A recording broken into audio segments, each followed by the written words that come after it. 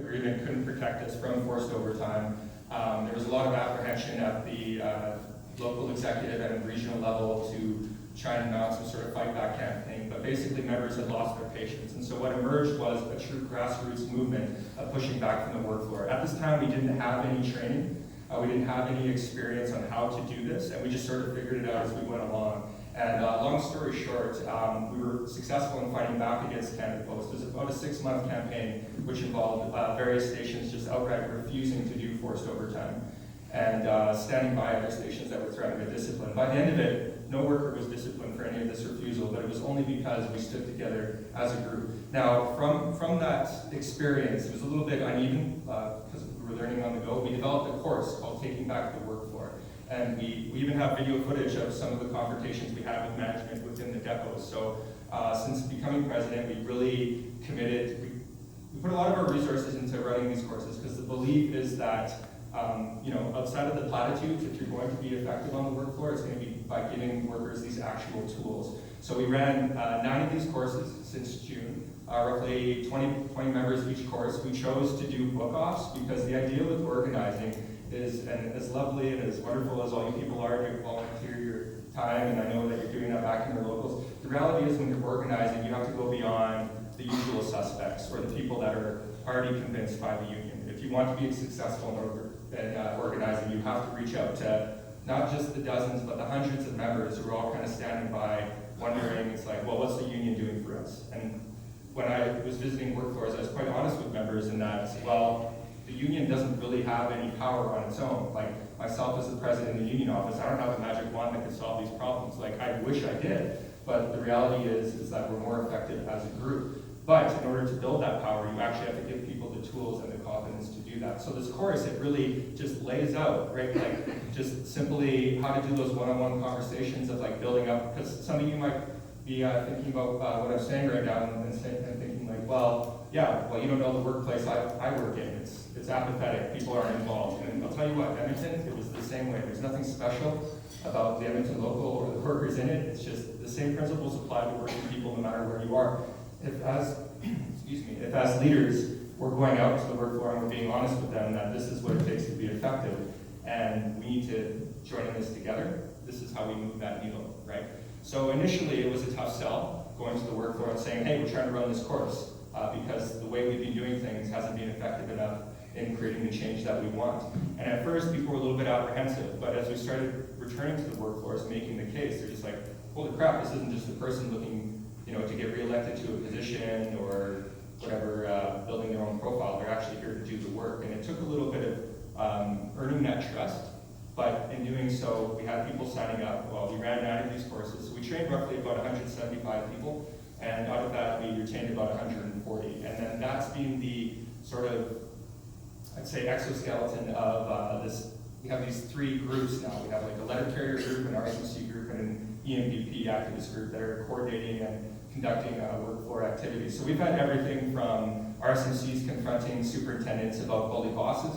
So like, 30 people cramming into a lunchroom saying like, enough's enough, we want changes, and then that's having more impact in one day than, 6 months of filing harassment complaints, right? So it's not to say that you stop filing these complaints, but it's just we have to be honest about where we can be effective. We've had, flyer refusals over issues of like overburdening, and I'm very proud to say the station I came from, where it was like they had 70 members had a standoff with the superintendent there, where the superintendent flat out said, it's like, we're going to discipline anyone refusing, and then right then and there, everyone in that station like voting on, it's like, we're not doing it, right? And then, it's people willing to take that chance to create change, and like as a result, the manager of the city coming back and saying like, oh, okay, well, this flyer that should have been a compressed delivery, it's like, that was just a glitch on our part, and now we fixed it. It's like, all right, well, these glitches kept happening for years and years, and it's just a funny coincidence that when workers get together, we actually see that immediate change.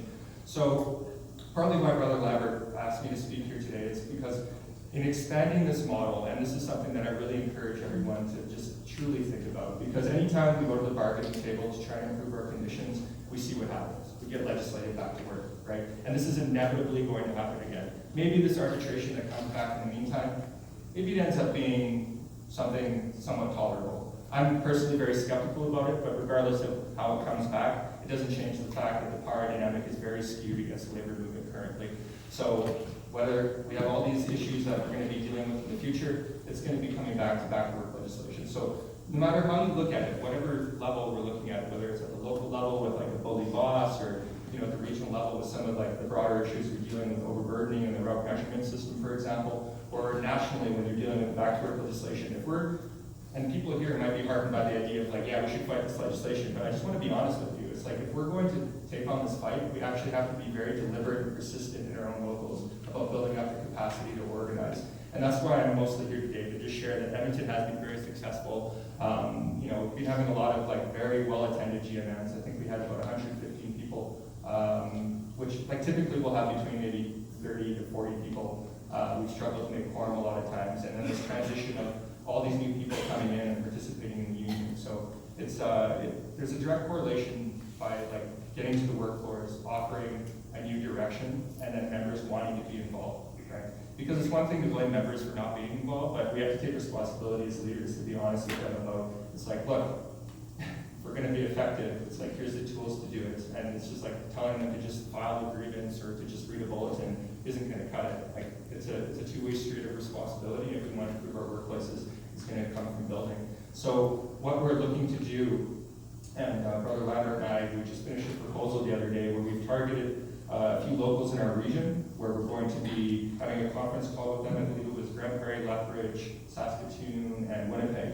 So we're going to start with these locals first. We're going to be having a conference call with them to explain. It's like, here's how you find a way to secure, because when you're deciding to run these courses, it's a very important question, right? Like, the money has to come from somewhere else. And I understand that there's never enough money for us to do all the work of the union. But it's an important idea, going back to that bird analogy, right? Like, if you look at the way the union is structured, it is not that 50% of our resources are actually spent on organizing. It should be, but that's not where we're at. So if we could just even take a little bit of that amount to put towards organizing, and like we have these conversations in our locals, we bring up these motions at our GMMs to set aside these funds to run these courses, to actually empower our workfloors and give people a new direction, that needs to be pursued deliberately. So we're hoping to actually have this conversation to support and explain to leaders in our union that it's like, here's how you handle this in your local, here's how you find the resources. Once you have the resources, here's how you properly promote a course, because the bulletin isn't going to cut it. In Edmonton, we sent people to workfloors, and this is important after this training, actually having workfloor meetings, pulling people off the floor to say, look, here's a direction we're pursuing, we need buy-in, right? So we're going to train you how to do that. We have all the course material that we're happy to share with you, the Taking Back the Workfloor course. We're going to send people in our local to help set up these courses in your local, and then we're going to establish a support network afterwards to make sure there's that coordination after the fact. And something that we're very excited about is setting up an actual regional organizing committee where it's like you have the different locals sharing these stories, because once you run these courses, you'll find that it's inevitable that workers are going to, because Canada Post, in many ways, they're our best organizer. There's no shortage of crisis that Canada Post introduces to us. So really, they provide all these opportunities. The only ingredient that's missing is us giving the training to the workers to actually know what to do. Because organizing isn't a spontaneous thing. Maybe some of us have seen it in movies, those feel-good moments where everyone just realizes something's wrong and they all stand up together. The real world's a little bit different. Like, when people are taking risks at their jobs, it's a scary prospect. I don't say this lightly at all. I'm not saying, we got to fight no matter what. It's like, no, we got to be smart about it. We're going to give people the tools to fight, and when you give them the tools to fight, the people in those circumstances are best able to sort of understand what risks they want to take and what they're willing to do to push. So if throughout the weekend, I know myself and Dave are going to be talking to a few of you about trying to roll out this program. If you're interested in all of what I have to say, please, if you see me or Brother Lambert, pull us aside to talk to us about it, because we are very serious about pursuing this line. And whether it's being able to put pressure on the company in the next round of negotiations, or whether it's preparing for an inevitable fight against back-to-work legislation, all roads go through organizing the workfloors in this way, and we need to be deliberate about it. So thank you very much for your time, and I wish you all well in your courses this weekend, and any help you could offer in expanding the organizing process that's being started in Edmonton, we'd be very grateful for it, because we're going to be a lot stronger here. We know we have the support of our brothers, sisters, cousins, and comrades, and the rest of the union. So